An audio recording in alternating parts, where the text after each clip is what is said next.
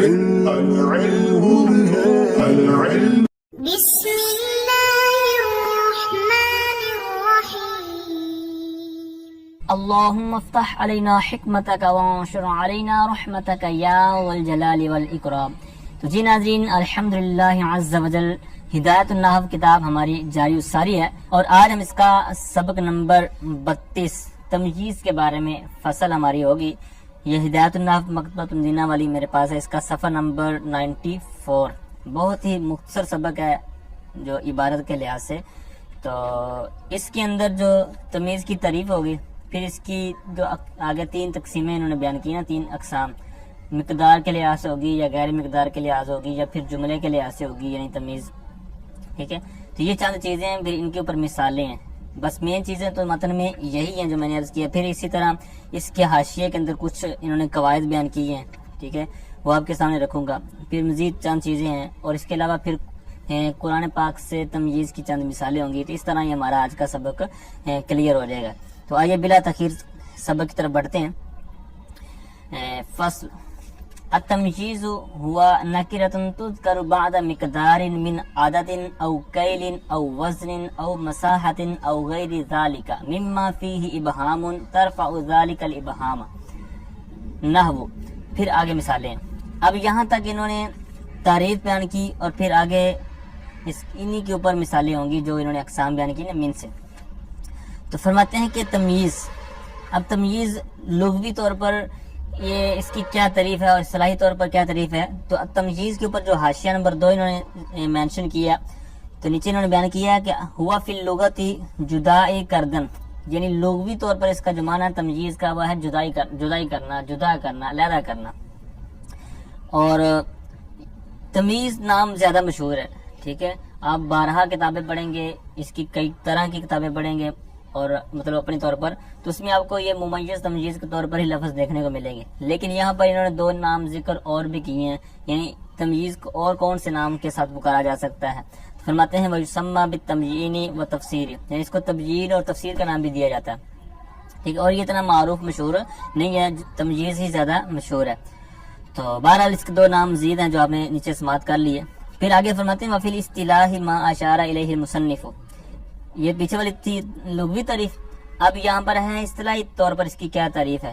تو فرماتے ہیں اصطلاحی طور پر تعریف وہی ہے جس کی طرف مصنف علیہ الرحمٰن نے آگے اشارہ کیا ہے، یعنی جو آگے انہوں نے خود متن میں ہی ذکر کر دی ہے، ٹھیک ہے۔ تو پھر اسی حاشیے میں آگے وَعْلَمْ جو آپ دیکھ رہے ہیں، تو اس سے آگے کچھ مسائل ہیں، تو یہ میں آخر میں ذکر کروں گا تاکہ ایک دفعہ آپ سبق جو ہے وہ اس کو سماعت کر لیں، وہ آپ کو جب سمجھ آ جائے گا تو پھر یہ قواعد سمجھے میں اور آسانی رہے گی۔ تو یہ میں بعد میں انشاءاللہ ذکر کرتا ہوں۔ آگے سبق کی طرف آگے بڑھتے ہیں۔ تمیز کا لغوی آپ نے معنی دیکھ لیا، تمیز کا جو اصطلاحی معنی ہے وہ آگے انہوں نے خود بیان کیا، کہتے ہیں ہوا نکرۃ تذکر بعد مقدار، کہتے ہیں یہ ایسا نکرہ ہے جس کو مقدار کے بعد ذکر کیا جاتا ہے، یعنی تمیز جو ہے یہ ایسا نکرہ ہے کہ جس کو مقدار کے بعد ذکر کیا جاتا ہے۔ اب مقدار کے اندر عموم ہے، یعنی مقدار کئی طرح کی ہو سکتی ہے، ٹھیک ہے۔ مقدار کہتے کسی، اس کی تعریف انہوں نے نیچے بیان کی حاشیہ نمبر، اس صفحے کے نمبر حاشیہ نمبر 1 میں، کہ کہتے ہیں والمقدار ما یقدر به الشیء، یعنی مقدار وہ ہے جس کے ذریعے کسی شے کو ماپا جائے، کسی شے کا اندازہ لگایا جائے، ٹھیک ہے۔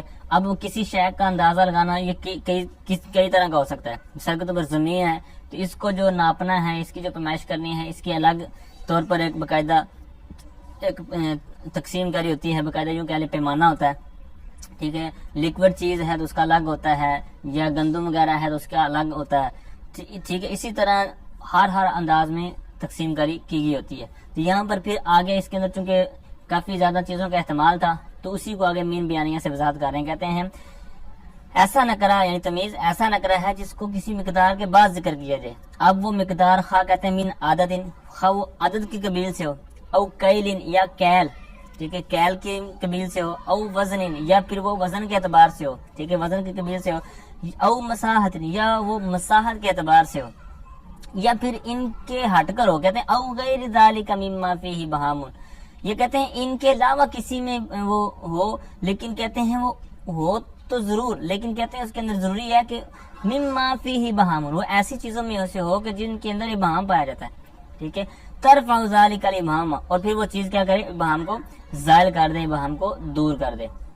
اب یہاں تک عدد، کیل، وزن، مساحت اور آگے پانچویں چیز، ان 5 چیزوں کو انہوں نے پھر حاشیے میں ایک شعر کے طور پر بھی بیان کیا ہے. کہتے ہیں مقادیر ہما 5 اسب بالشناس عدد و کیل و وزن و ذراع و مقیاس. ٹھیک ہے، تو یہ شعر کے طور پر آپ اس کو یاد رکھ سکتے ہیں کہ ان 5 قسموں کو ایک شعر کے اندر انہوں نے پرویا ہوا ہے. تو بہرحال یہ 5 چیزیں ہیں جو تعریف کے بعد آپ نے تعریف کے اندر ہی گویا کہ اس کو سماعت کیا ہے. تو اب انہی کی انہوں نے آگے مثالیں بیان کرنی ہیں. ٹھیک ہے، اب 3 چیزیں جس طرح میں نے پہلے عرض کی نا کہ جو تمیز ہوگی مقدار میں ہوگی یا غیر مقدار میں ہوگی، پھر جملے میں ہوگی. ٹھیک ہے، یہ 3 چیزیں. اب یہاں پر مقدار والی چیزیں ہیں، پھر آگے غیر مقدار والی ہوں گی وقد یکون ان غیر مقدار سے. ٹھیک ہے، آخر سیکنڈ لاسٹ. تو اس کے بعد پھر نیچے وقت یاقب بعد الجملہ تھی، پھر جملے. یہ 3 چیزیں آپ نے مین یاد رکھنی اس سبق میں کہ جو تمیز ہوگی مقدار سے ہوگی یا غیر مقدار سے ہوگی یا پھر جملے سے ہوگی. تو جو مقدار میں ہوگی وہ چیزیں ابھی آپ سماعت کر رہے ہیں. ٹھیک ہے، تعریف کے بعد جو 5 چیزیں آئیں اب انہی کی مثالیں ہیں ترتیب کے اندر. تو پہلی مثال ہم نے پڑھی تھی مطلب تعریف کے اندر کہ عدد کے اعتبار سے ہو. اس کی مثال کہتے ہیں جیسے عندی 20 درہمن، میرے پاس 20 درہم ہے. اب یہ تو پوری تعریف مثال ہوگی اس کی، لیکن اگر اس کو درہم کو آپ ہٹا دیں یعنی صرف اتنا ذکر کریں عندی 20 میرے پاس 20 ہیں. اب میرے پاس 20 کیا ہیں؟ اب اس کے اندر ابہام تھا. ٹھیک ہے، اس کے اندر ابہام تھا کہ 20 میرے پاس کیا ہے. 20 میرے پاس کتابیں ہیں، پینسلیں ہیں، موبائل ہیں، کیا ہے؟ مطلب ہر گنتی والی چیز اس کے اندر شمار ہو سکتی ہے. اب اس کے اندر ابہام تھا تو اب اس کو مقدار نے آ کر دور کر دیا، یعنی درہم. اس مقدار کے اندر سے جو ابہام تھا کس نے دور کیا؟ درہمن. یعنی میرے پاس جو بھی احتمالات تھے ان میں سے سب کو دور کرتے ہوئے درہمن نے وضاحت کر دی، تبیین کر دی، تفسیر کر دی، وضاحت کر دی کہ میرے پاس 20 درہم ہے. ٹھیک ہے، اب یہاں پر جو مثال ہے اس کے اندر پھر ایک اعتراض ہو سکتا ہے، وہ انہوں نے حاشیے میں بیان کیا ہے. اعتراض یہ ہوتا ہے کہ بھائی آپ نے کہا ہے کہ اس 20 میں بہام ہے، حالانکہ 20 میں تو کوئی بہام نہیں کیونکہ 20 20 کو بولتے ہیں اور 20 کا سب کو پتا ہے کہ 20 ہی ہوتے ہیں. ٹھیک ہے، اس طرح کا اعتراض ہوگا. تو یہاں پر انہوں نے پھر نیچے اس کا جواب بیان کیا. تو فرماتے ہیں کہ فَإِنَّهُ لَا إِبْهَامَ فِي نَفْسِ الْمِقْدَارِ بَلِ الْإِبْهَامُ فِي الْمَعْدُودِ وَالْمَوْزُونِ نَحْوَ عِنْدِي 20 رَجُلًا. اب یہاں پر انہوں نے بیان کیا، کہتے ہیں یہاں پر نفس مقدار میں ابہام نہیں ہے، یعنی 20 جو ذکر کیا ہے یا کوئی اور مثال بھی آپ لے سکتے ہیں تو اس مقدار میں ابہام نہیں بلکہ جس کو گنا جا رہا ہے فی المعدود والموزون، یعنی جو معدود ہے، یعنی عدد میں ابہام نہیں بلکہ جس کو گنا جا رہا ہے معدود. جس درہم کی بات ہوئی تو اس میں ابہام تھا کہ بھائی وہ جس کو گنا جا رہا ہے 20 کی جو تعداد ہے وہ کیا ہے. تو جس کے بارے میں ابہام تھا نا وہ مراد ہے. ٹھیک ہے، وہ عدد مراد نہیں بلکہ جو کہہ لیں وہ جس کو گنا جا رہا ہے معدود اس میں ابہام تھا. ٹھیک ہے، تو یہ اس طرح کا اعتراض اس کے اوپر ہوگا اور اس کا پھر انہوں نے خود ہی نیچے جواب دے دیا کہ یہاں پر وہ مراد نہیں بلکہ ابہام فی المعدود والموزون میں ہے. جیسے عندی 20 رجلا. ٹھیک ہے، تو یہاں کہتا ہے رجلا یہ نکرہ ہے جس کو مقدار کے بعد ذکر کیا گیا، اور وہ 20 طرف الابہام فی المعدود، اور وہ اس نے پھر آ کر معدود میں آ کر ابہام کو دور کر دیا. لا فی نفس المقدار، یہ نفس مقدار میں نہیں ہے. آگے دوسری چیز ہم نے پڑھی تھی کیل، یعنی من عدد کی بات ہو چکی، اب ہے کیل. تو کیل کا ویسے معنی ہوتا ہے ماپنا. ٹھیک ہے، تو اب جیسے اس کی مثال انہوں نے دی ہے کفی زان برن، یہ اس کی مثال ہے یعنی کیل کی. تو یہاں پر بھی اسی طرح پیچھے آپ عبارت نکالیں گے آگے ساری مثالوں کے اندر، یعنی جس طرح پہلی مثال تھی نا عندی 20 درہمن، یہاں پر بھی آپ نے عندی جو محذوف ہے وہ آپ نے عبارت کے اندر لانا ہے. عندی کفیزانی برن. اب یہاں پر کفیز کی تسنیہ ہے، کفیزن کفیزان، تو کفیز بولتے ہیں گندم ماپنے کے آلے کو. ٹھیک ہے، تو یہاں پر اسی کا تسنیہ ہے. تو اب میرے پاس 2 کفیز ہیں. اب 2 کفیز ہیں تو کفیز کے اندر تو کوئی بھی چیز بھی آ سکتی ہے، چینی آ سکتی ہے، نمک آ سکتا ہے. تو بھائی آپ نے کیا مراد لیا کفیز سے؟ 2 کفیز آپ کے پاس کون سے ہیں؟ تو اس ابہام کو دور کر دیا برن تمیز نے. ٹھیک ہے، تو اس نے آ کر اس ابہام کو دور کر دیا کہ بھائی اتنی چیزوں میں سے میرے پاس کون سی ہے، تو وہ انہوں نے بیان کر دیا کیا ہے گندم. تیسری بات ذکر ہوئی تھی وزن. تو وزن کی مثال کیا ہے؟ کہتے ہیں وَمَنَوَانِ سَمْنًا. یہاں پر بھی اسی طرح عندی نکال لیں گے. تو میرے پاس 2 سیر ہے، منوان یہ تسنیہ ہے. تو اب یہاں پر تسنیہ ہے تو میرے پاس 2 سیر ہیں. اب 2 سیر ہیں بھائی، 2 سیر میں تو بہت سی چیزیں آ سکتی ہیں. دو سر میں جو بھی چیزیں تولنے والی ہوتی ہیں، وزن والی ہوتی ہیں، تو وہ ساری چیزیں شامل ہو جائیں گی. تو آپ کی مراد کیا ہے؟ تو یہ تمیز جو تھی پھر سمنن آگے کر دیا گھی. ٹھیک ہے، گھی آ کر ذکر کیا تمیز کے طور پر، اس نے ابہام کو دور کر دیا. پھر آگے چوتھی مثال تھی مساحت کی، یعنی جو چوتھا ذکر ہوا تھا مساحت کا، تو اس کو آگے انہوں نے بیان کیا. مساحت کا ویسے معنی ہے پیمائش کرنا. ٹھیک ہے، تو یہ پیمائش کرنا ہوتا ہے جس طرح یہ کھیت وغیرہ ہوتے ہیں یا زمین. ٹھیک ہے، جس طرح زمین وغیرہ ناپی جاتی ہے تو وہاں پر یہ استعمال ہوتا ہے جریب کا لفظ. جریب اس کے آگے تسنیہ مثال کے اندر ذکر کی ہے جریبان قطران، یعنی مساحت پیمائش وغیرہ کا جو آلہ تھا نا زمین وغیرہ کا. ٹھیک ہے، تو اس کے طور پر یہ مثال ہے کہ جریب کی تسنیہ ہے جریبان، یعنی میرے پاس 2 جریب ہیں. کس اعتبار سے؟ کہتے ہیں قطر، روئی کے اعتبار سے. از روئی. ٹھیک ہے، جو کپاس ہوتی ہے تو اس اعتبار سے کہتے ہیں میرے پاس. ویسے تو جو فصلیں ہوتی ہیں کئی طرح کی ہوتی ہیں، تو بھائی آپ کے پاس کتنی کیا چیز ہے 2 جریب. تو اس کا پھر آگے قطر جب لے کے منصوب تمیز کے طور پر، تو اس نے آ کر اس بہام کو کیا کر دیا؟ بہام کو دور کر دیا. ٹھیک ہے، تو یہ مثال تھی مساحت کی. پھر اس کے بعد ذکر ہوا تھا اوپر او غیر ذالک مما فیہ بہام، یعنی یہ 4 چیزوں کے علاوہ کوئی اور چیز ہو اور اس کے اندر ابہام ہو. ٹھیک ہے، اور وہ ابہام کو دور کر دے. تو یہاں پر کہتے ہیں اس کی مثال یہ مقیاس کے طور پر ہے. جس طرح وہ شعر میں نے آپ کو سامنے عرض کیا تھا نا نیچے سے، تو اس میں بھی 5ویں چیز مقیاس تھی. تو یہاں پر یہ مثال بنے کہ مقیاس کی. کہتے ہیں وعلت تمرۃ مثلھا زبدن. مقیاس ویسے ہوتا ہے نا اندازہ لگانا، قیاس کرنا، اندازہ لگانا. تو یہاں پر بھی اسی کے طور پر مثال آپ سمجھیں گے. وعلت تمرۃ مثلھا زبدن. زبد کہتے ہیں مکھن کو. ٹھیک ہے، تو تمرہ بولتے ہیں، ہم کو پتا ہے کھجور کو تمر یا تمرہ. تو اب یہ کھجور، تو کہتے ہیں وعلت تمرۃ مثلھا زبدن، کہتے ہیں کھجور پر اس کی مثل مکھن ہے. اب اس کی لوجک کیا ہے اس مثال کی؟ یہ کیوں مثال یہ بیان کی جاتی ہے؟ اہل عرب جو ہے آپ کو پتا ہے وہاں پر کھجوروں وغیرہ کا بہت زیادہ مطلب پھل ہوتا ہے. تو ان کا ایک انداز تھا کہ وہ کھجور میں سے جو گٹلی ہوتی ہے تو اس کو نکال کر اس کے اندر مکھن بھر کر کھاتے ہیں. ٹھیک ہے، تو اسی لیے یہ مثال بیان کی گئی. کہتے ہیں وہ وعلت تمرۃ مثلھا زبدن. ٹھیک ہے، اس انداز میں یہ مثال ہے. تو یہاں پر زبدن جو ہے یہ مکھن جو لے کے آئے، تو یہ اس کی تمیز کے طور پر ہے. ٹھیک ہے، اور تمیز کی بھی کون سی مثال ہے؟ مقیاس کی مثال. اب یہ جو آپ نے مثالیں سماعت کی، تو یہ تھی اوپر مقدار کے لحاظ سے. جس طرح میں نے شروع میں عرض کیا کہ تمیز ہوگی یہ 3 طرح سے ہم نے پڑھنا ہے اس سبق کے اندر. مقدار سے ہوگی یا غیر مقدار سے ہوگی یا پھر جملے کے اندر ہوگی. جملے کے اندر پھر جملہ اور شبہ جملہ یہ سارا آگے آ جائے گا. اس کی مثالیں بھی میں عرض کرتا ہوں. بہرحال ایک چیز ہماری ابھی تک کلیئر ہوگی، وہ کیا تھی کہ مقدار کے اندر ابہام ہو. اب ہے غیر مقدار میں ہو، تو جیسے اس کی بھی ہم مثالیں پڑھ لیتے ہیں. تو فرماتے ہیں کہ وقد یکون عن غیر مقدار نحو ھذا خاتم. کہتے ہیں کہ کبھی جو تمیز ہوتی ہے یہ غیر مقدار سے ہوتی ہے. جیسے مثال کہتے ہیں یہ انگوٹھی ہے. اب حدید کو آپ نہ ذکر کریں، صرف یہ کہیں ھذا خاتم، یہ کیا ہے؟ یہ انگوٹھی ہے. اب یہاں پر ابہام ہے کہ بھائی انگوٹھی تو کئی طرح کی ہوتی ہے، سونے، چاندی، پیتل، تانبا، لوہا، جو بھی میٹل وغیرہ ہیں، پلاسٹک بھی ہو سکتی ہے. ٹھیک ہے، تو یہ بہت سی چیزیں اس کے اندر آتی ہیں. بھائی آپ کے پاس کون سی ہے؟ تو اس کے اندر یہ ابہام تھا تو یہ غیر مقدار میں ہے. ٹھیک ہے، تو اب اس کو آ کے حدیث نے دور کر دیا. اسی طرح سوار، کنگن کو بولتے ہیں. بھائی کنگن بھی کئی طرح کے ہوتے ہیں. تو کہتے ہیں پھر اس کی آگے ذہبن جو ذکر کیا سونا، تو اس نے آ کر ابہام کو دور کر دیا. تو اس طرح یہ غیر مقدار کی مثالیں ہیں. اور کہتے ہیں وفیہ الخفض اکثر، اور ایسی صورت میں یعنی جو غیر مقدار سے ہوتی ہے اس کے اندر جو جار ہوتا ہے نا تو یہ اکثر ہوتا ہے. ٹھیک ہے، مثال پھر جار کی وہی صورت ہے کہ جار یا تو جار پیچھے جار ہوگا یا مضاف ہوگا، تو اس کی وجہ سے وہ مجرور ہو جائے گی. تو یہاں پر بھی خاتم حدیدن کو اگر ہم خاتم حدیدن یا خاتم فضۃ یعنی چاندی، تو اس طرح کریں گے تو یہ مجرور ہو جائے گا اور اس طرح اس کو لے لیں گے. تو یہاں پر اسی کا ذکر کیا کہ وفی الخفض اکثر.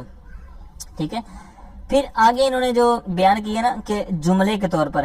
ٹھیک ہے، تو جملے کے طور پر بھی ہوتا ہے. جیسے کہتے ہیں کہ یہ وقت یا کا بعد الجملۃ لرفع الابہام عن نسبتها. کہتے ہیں کبھی تمیز واقع ہوتی ہے جملے کے بعد، بعد الجملتی، جملے کے بعد. اب یہ کیوں ہوتی ہے؟ کہتے ہیں ابہام کو دور کرنے کے لیے. کبھی جو تمیز ہے جملے واقع ہوتی ہے جملے کے بعد ابہام کو دور کرنے کے لیے. اب ابہام کس میں ہوتا ہے؟ کہتے ہیں ان نسبتها، اس کی نسبت سے. حاضمی لوٹے گی جملے کی طرف، یعنی جملے کی نسبت سے ابہام کو دور کرنے کے لیے. اب جملے کے اندر پھر دونوں چیزیں آ جائیں گی. جملہ عام جو ہوتا ہے یا پھر شبہ جملہ ہوتا ہے. شبہ جملہ یہ اس کا صفحہ نمبر 96 پر اس کے حاشیے میں مثالیں ذکر کی، وہ مواد میں عرض کرتا ہوں. پہلے اس کی مثال دیکھیں. کہتے ہیں نحو طاب زید نفسا او علما او ابا. اب اس 3 مثالیں انہوں نے یہاں پر ذکر کی ہیں. اگر صرف اتنا جملہ ہوتا طاب زید، زید اچھا ہے، عمدہ ہے، ٹھیک ہے، کوئی بھی کسی بھی معنی میں آپ لے سکتے ہیں اس کو. تو طاب زید، زید اچھا ہے، بھائی کس اعتبار سے اچھا ہے؟ تو اب اس کے اندر کیا تھا؟ ابہام تھا. اب یہاں پر جو فعل کی فاعل کی طرف نسبت ہے نا، تو یہ جو نسبت ہے نا یہاں پر ابہام تھا کہ بھائی یہ کس اعتبار سے آپ اس کو لے رہے ہیں. ٹھیک ہے، یعنی زید اپنی آپ ذات کے اعتبار سے اچھا ہے، یا اس کے پاس علم کی دولت ہے اس اعتبار سے اچھا ہے، یا وہ باپ ہے یا اس کا جو باپ ہے. ٹھیک ہے، یعنی وہ خود اگر باپ ہے تو اس اعتبار سے اچھا ہے، یا وہ اس کا جو باپ ہے تو اس اعتبار سے اچھا ہے. تو یہ کس اعتبار سے اچھا؟ تو یہ پھر جب اس کے آگے آپ ذکر کریں گے جس طرح کا جملہ، تو پھر اس طرح کی اس کی وضاحت ہو جائے گی، وہ اس کی تمیز ہو جائے گی. ٹھیک ہے، امید کرتا ہوں یہ بات آپ کو سمجھ آ گئی ہوگی. اب اس کے نیچے بھی انہوں نے بیان کیا، یہ تھی مثال جملہ کی. اب شبہ جملہ، یعنی جملہ جو ہے اس کے مشابہ جو ہوتا ہے شبہ جملہ. تو اس سے پہلے انہوں نے نیچے کچھ مثالیں تقسیم کری، ایک نئی بیان کی ہے جس کی وضاحت آپ کو بعد میں کسی جگہ بیان کی جائے گی. تمہیز عن نسبت علی اربعۃ اقسام، یعنی تمیز عن نسبت جو ہے اس کی 4 قسمیں ہیں. یہ 4 اقسام پر ہے. یعنی تمیز عن نسبت جس طرح ہم یہ آخری ٹاپک پڑھ رہے ہیں نا، تو اس کی آگے 4 اقسام ہوتی ہیں. یہ عموماً پڑھنے کو نہیں ملتی عام طور پر. اس کی جب آپ گہرائی میں جائیں گے یا بڑی بکس پڑھیں گے تو وہاں پر آپ کو دیکھنے کو ملتی ہیں. تو اب سرسری طور پر ان 4 کو آپ نے دیکھنا ہے. پہلی ہوتی ہے عین اضافی، یعنی تمیز عن نسبت پہلی ہے عین اضافی. پھر دوسری لائن کے اندر نیچے آئیں تیسری میں عین غیر اضافی. پھر اس سے نیچے لائن میں آ جائے عرض اضافی. پھر اس سے نیچے آ جائیں گے عرض غیر اضافی آ جائے گا. یہ 4 قسمیں ہیں جو تمیز عن نسبت کے طور پر ہیں. ان کو آپ دیکھ لیجیے گا، طریقے یہاں پر ذکر کی ہوئی ہیں. ٹھیک ہے، اور مثالیں بھی موجود ہیں. بہرحال آگے آ جائیے کہ جو شبہ جملے کے طور پر ہم نے ساتھ بات پڑھنی تھی. کہتے ہیں یہ نیچے سے تیسری لائن ہے، وقت یاقو تمیز بعد ما شابہ الجملہ. کہتے ہیں کبھی تمیز واقع ہوتی ہے اس کے بعد جو جملے کے مشابہ ہوتا ہے. یعنی شبہ جملہ آپ آسانی کے طور پر لے لیں، یعنی شبہ جملے کے اندر بھی ہوتی ہے. اب شبہ جملہ آپ کو پتہ ہے اس میں فاعل، اس میں مفعول، اور اسی طرح اس میں تفضیل آ گیا اور جناب صفت کا صیغہ آ گیا. تو ان کے طور پر ہوتا ہے یعنی صفت مشبہ. تو اب ان کی مثالیں بھی انہوں نے ذکر کی. کہتے ہیں جیسے اس میں فاعل کے طور پر اگر ہو، کہتے ہیں الحوض ممتلئ مان، یعنی حوض بھرا ہوا ہے. بھرا ہوا بھائی حوض میں تو کئی طرح کی چیزیں ہو سکتی ہیں مایا کے طور پر، یا کوئی اور بھی ساتھ لے لیں. لیکن آگے پھر تمیز آئی مان، اس نے آ کے کیا کر دیا، اس کی وضاحت کر دی. پھر اسی طرح آ جائیں اس میں مفعول کی مثال الارض مفجرۃ. ٹھیک ہے، تو اب یونن کی آ کر اس نے وضاحت کر دی کہ کس انداز پر ہے. صفت مشبہ کی مثال بھی ہے، جیسے زید حسن، کہ زید ہے حسن والا ہے یا زیادہ اچھا ہے. ٹھیک ہے، تو کس اعتبار سے وہ اچھا ہے. ٹھیک ہے، تو کہتے ہیں وجہن، چہرے کے طور پر، یعنی اس کا حسن و جمال یا جو بھی اس کو آپ ترجمہ لینا چاہیں. پھر اس میں تفضیل کے طور پر بھی ہوتا ہے، جیسے زید افضل من عمر، زید عمر سے زیادہ فضیلت والا ہے. بھائی زیادہ فضیلت والا ہے تو زیادہ افضل ہونا کس اعتبار سے؟ کیونکہ کئی طرح سے مطلب مناسبتیں ہوتی ہیں. علم کے اعتبار سے ہے، دولت کے اعتبار سے ہے، جسم و جسمانیت کے اعتبار سے ہے، کپڑوں کے اعتبار سے ہے، کس اعتبار سے ہے. تو اس کو آگے علم نے آ کے وضاحت کر دی، اس کی تبیین، اس کی جو تمیز ہے وہ وضاحت کر دی. تو پھر آگے ہے وقد یقع بعد الاضافتی. کبھی اب پیچھے والی اس میں فاعل، اس میں مفعول، صفت مشبہ، اس میں تفضیل کے بعد اب یہاں کہتے ہیں کہ کبھی یہ اضافت کے بعد بھی واقع ہوتی ہے. جیسے کہتے ہیں یعجبنی طیبہ، اس کے اچھا ہونے نے مجھے تعجب میں ڈال دیا. اب اس کے طیب ہو نا، یہاں پر اضافت ہے، تم اس کے اچھا ہونے مجھے تعجب میں ڈال دیا. اب اس کا اچھا ہونا بھائی کس اعتبار سے؟ اس میں بھی ابہام ہے.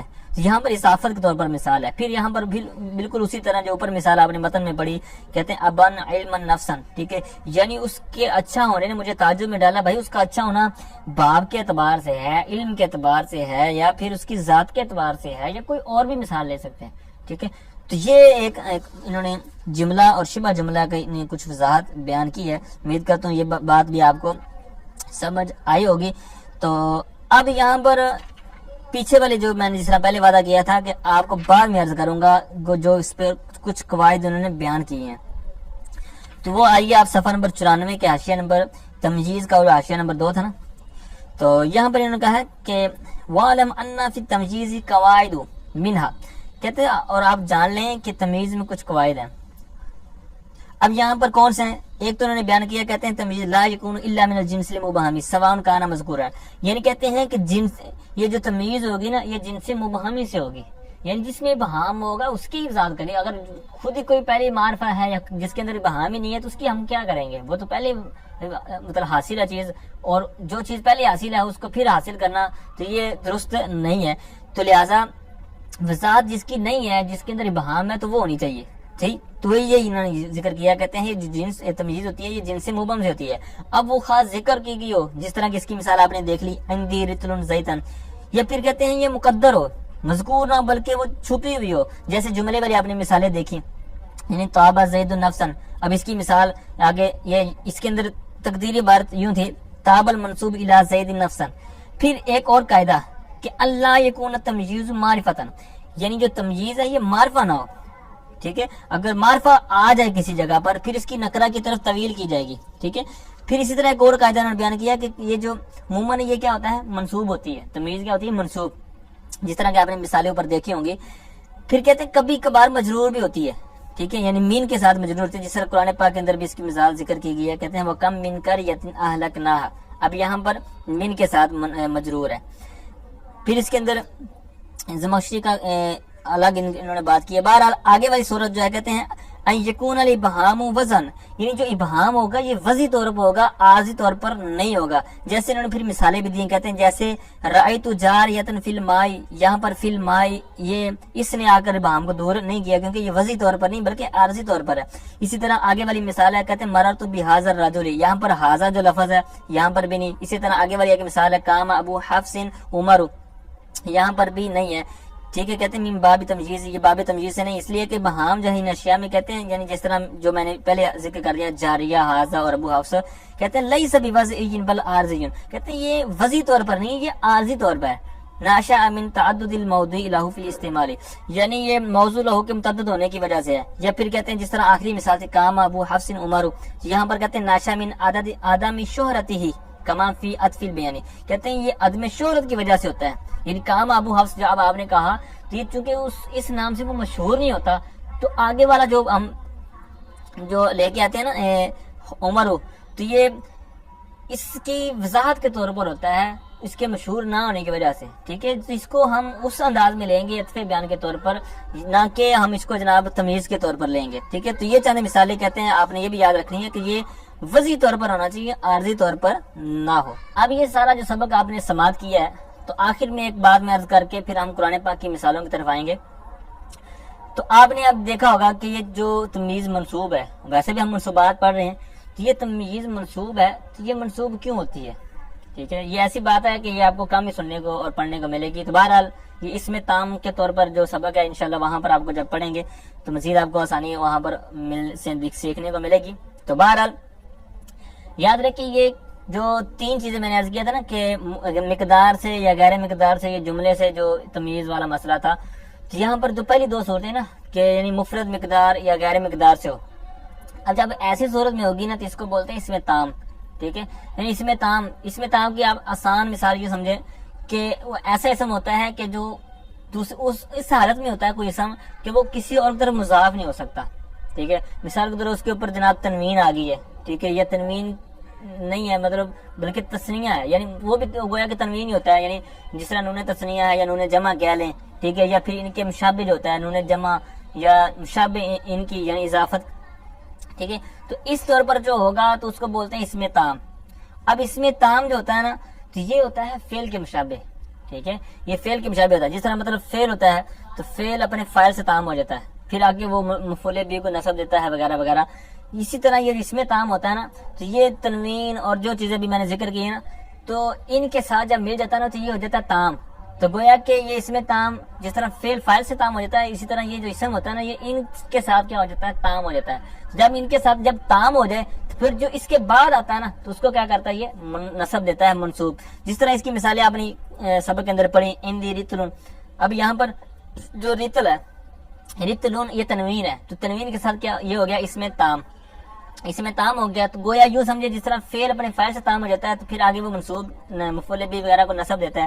تو یہاں پر رتلن جو ہے یہ اس میں تام ہو گیا اپنی تنوین سے، تو یہ گویا کہ یوں سمجھے فعل فاعل ہو گیا. اب اس کو آگے چاہیے مفعول، تو وہ اشرونا زیتن یا جو بھی آپ آگے تمیز لائیں گے تو وہ منصوب جو ہوگی وہ اسی طور پر ہوگی، جس طرح فعل فاعل اور مفعول ہوتا ہے اسی طرح یہاں پر اسی کی طور پر لیں گے. اسی طرح اور بھی جتنی بھی آپ نے مثالیں دیکھی ان پر آپ قیاس کر سکتے ہیں. ٹھیک ہے، یعنی نون تسنیہ والی مثالیں لیں یا نون جمع والی یا مشابہ جمع یا اضافت کے طور پر جو ہوتا ہے، تو ان سب کو آپ لیں گے تو یہ ساری اسی وجہ سے ہے. ٹھیک ہے، یہ اسم تام. اب اس کے اوپر آپ اعتراض کر سکتے ہیں کہ آپ نے کہا کہ یہ جو اسم تام ہوتا ہے کہ وہ کسی اور کی طرف اس ایسی حالت میں ہوتا ہے وہ اسم کی دوسری طرف مضاف نہیں ہو سکتا.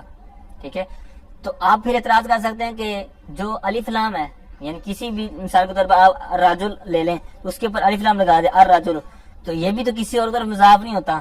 ٹھیک ہے، تو یہاں حالانکہ چاہیے تو یہی تھا کہ یہ بھی آگے والے کو نصب دیتا. ٹھیک ہے، یہ بھی منصوب کرتا، یہ بھی آپ کے قاعدے کے مطابق اسی طرح ہونا چاہیے تھا. پھر اس کا جواب یہ ہے کہ ہم نے کہا تھا کہ یہ فعل کے ساتھ مشابہت ہے، یعنی اس میں تام جو ہے یہ فعل کے ساتھ مشابہت رکھتا ہے، یعنی فعل فاعل ہوتا ہے جس طرح، اور پھر آگے والے کو نصب دیتا ہے، منصوب کرتا ہے. تو یہ جو اس میں تام ہے یہ بھی تنوین اور جو چیزیں ذکر کی گئی نا تنوین کے مشابہ، جس طرح نون تسنیہ جمع اور مشابہ وغیرہ، تو یہ ان کے ساتھ. اب وہ فعل کے بعد فاعل آتا ہے تو لہٰذا وہاں پر رتلون وغیرہ جو آگے مثالیں تھیں تو وہاں پر رتل کے بعد تنوین آئی تھی.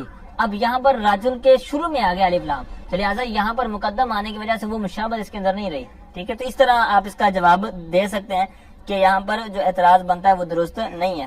ٹھیک ہے، تو لہٰذا مشابہت والی جو ہماری قید تھی تو اسی کی وجہ سے اس کو ہم باقی رکھیں گے. یہاں پر چونکہ مشابہت نہیں ہے بلکہ الف لام شروع میں آ گیا، لہٰذا اس انداز میں یہ نہیں ہو سکتا. ٹھیک ہے، تو یہ تھا آج کا ہمارا سبق. آئیے چند مثالیں میں آپ کے سامنے رکھتا ہوں کہ جو قرآن پاک کے اندر بھی ان کو ذکر کیا گیا. جیسے مثال لے لیں مقدار کے طور پر جو ہے قرآن پاک کی آیت نمبر 36 ہے سورۃ توبہ کی، ان عدت الشہور عند اللہ 12 شہرا، یہاں پر شہرن ہے. پھر اس طرح لے لیں فجرت منہ 12 عینا، یہاں پر عینن جو ہے سورۃ بقرہ آیت نمبر 60 میں، یہاں پر یہ بھی تمیز کے طور پر ہے. پھر سورۃ اعراف آیت نمبر 142 وعدنا موسیٰ 30 لیلا، یہاں پر لیلن یہ تمیز کے طور پر ہے. اسی طرح اسی آیت میں تھوڑا سا آگے جا کر ہے وَأَتْمَمْنَاهَا بِعَشْرٍ فَتَمَّ مِيقَاتُ رَبِّهِ 40 لیلۃ، یہاں پر بھی لیلۃ اسی. اب اس کے اوپر میں تھوڑی سی کھول کر ان کو اور وضاحت کے طور پر لوں گا تو ٹائم زیادہ ہو جائے گا. امید کرتا ہوں جس طرح آپ نے سبق کو سمجھ لیا ہوگا تو اب یہ مثالیں سمجھنا آپ کے لیے آسان رہے گا کہ یہاں پر تمیز ہے تو کس کس میں ابہام تھا، کیسے کیسے تھا. تو پھر اسی طرح آگے آ جائیں آپ، یہ سورۃ صاد ہے آیت نمبر 23 کے اندر، تو بہت زبردست واقعہ ہے اس کے اندر اس آیت کے تحت کہ ان ھذا اخی لہ 99 نعجۃ، یہاں پر نعجتن یہ دمبی کے معنی میں. ٹھیک ہے، یعنی یہ جانور ہوتا ہے جو. تو پھر اسی طرح سورہ اسراء آیت نمبر 37 کے اندر ہے ولن تبلغ الجبال طولا. پھر اسی طرح سورہ نساء آیت نمبر 122 کے اندر بھی ہے. ٹھیک ہے، تو وہ ہے ومن اصدق من اللہ قیلا، من اللہ قیلا، یہاں پر قیلن ہے. اسی طرح آیت نمبر 87 کے اندر بھی ہے سورہ نساء کے اندر، وہاں پر کیا ہے تھوڑا سا فرق ہے ومن اصدق من اللہ حدیثا، یعنی ایک میں قیلن ہے اور ایک میں حدیثن ہے. تو پھر اسی طرح آ جائیں ہوا خیر ثوابا و خیر عقبا. اب یہاں پر ثوابا و عقبا یہاں پر یہ سورہ کہف آیت نمبر 44 کے اندر یہ اس میں تفضیل کے طور پر یہاں پر استعمال ہوا ہے. تو پھر آگے سورہ توبہ آیت نمبر 81 میں کل نار جہنم اشد حرا. ٹھیک ہے، یہاں پر حرن. پھر آگے آ جائیں سورہ نساء آیت نمبر 79 وکفا باللہ شہیدہ. ٹھیک ہے، پھر اسی طرح